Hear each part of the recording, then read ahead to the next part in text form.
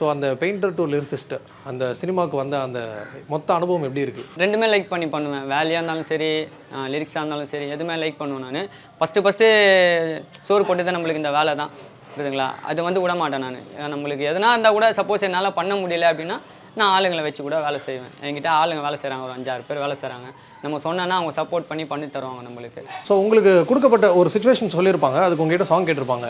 Situation என்ன சொன்னாங்கன்னா, அந்தமாரி வந்து ஒரு லவ் கான்செப்ட்டு, ஒரு ஃபன்னான லவ், ஒரு எப்படி சொல்கிறது, கலாய்க்கிற மாரியும் இருக்கக்கூடாது, ஒரு அந்த பாட்டு கேட்டாலே ஒரு சிரிப்பு வரணும் அப்படின்னாங்க. அதுக்கேற்ற தான் இந்தமாரி வச்சேன். இருக்கிறிய ஓலை கொட்டாயா, சும்மா நடக்கிறிய தவளை கொட்டாயா, மஜாவா இனிக்கிறிய பஞ்சு மிட்டாயா, கதையில் கண்ணை விட்டா நானும் கம்மாயா.